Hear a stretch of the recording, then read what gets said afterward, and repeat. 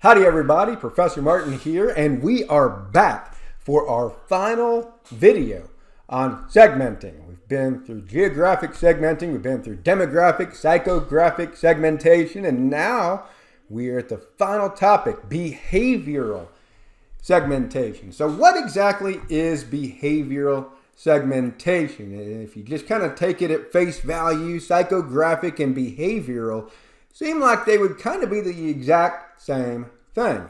But there's a difference. When we talk about behavioral segmentation, we're not necessarily talking about how a consumer would behave at the movies or how they would behave out in public. We're talking about purchasing behaviors, and we're trying to group together individuals who exhibit similar purchasing behaviors. And when we talk about purchasing behaviors, maybe we're talking about the benefits that the consumers are seeking. Maybe we're talking about the usage rate of the product or their brand loyalty. All three of those are the main forms of behavioral segmentation. So what exactly does that mean? We talk about benefit sought. Focuses on the benefits a customer wants to get from a good or service. Now let's take that and give an example. Let's say we have a group of consumers who want to maybe work out and get healthy. They don't maybe have a lot of experience as an athlete. They maybe don't know the correct routines and the correct form when they're lifting weights. And maybe they want to go somewhere where it's a low pressure environment where, people aren't going to be judging them and where they can feel comfortable as they're learning and as they're doing their workouts. Well, hey, we just described Planet Fitness, didn't we? No contracts, no judgment, cheap fee to join every month, $10 a month or whatever it is. And so if you think about grouping consumers together by benefit sought, that would be an example. We're grouping consumers by a market that wants a low pressure, low cost alternative to the traditional gym membership that you might see. Usage rates is simply referring to how much of the product or service they are consuming. And think about social media sites like Facebook. I would be considered a non-user, don't have a Facebook account. Other people might be considered a light user. Maybe they just get on once or twice a week. Maybe a medium user, they get on a few times a day. And then you have heavy users that are using it literally 5, 6, 7, 8 hours a day. And so we can segment a market by their usage rates.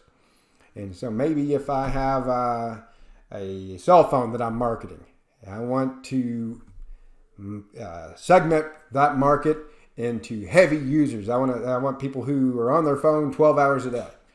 And those are the people that are probably going to pay premium prices for a phone, right? So we can segment the market based on the usage rate. We can also segment it based on brand loyalty. We can classify a segment according to the strength of a brand loyal customer. How brand loyal are they to a product, a brand, or a service? So Disney, a great example of that. And there are people who will go to every Disney movie that comes out, subscribe to Disney Plus. Disney launches a new cruise line. They'll sign up to go on the cruise. They're going to Disney World, Disneyland. Basically everything that Disney puts out, they are on board and they are buying it. Extremely brand loyal. And so we can segment based according to a customer group's loyalty towards a brand.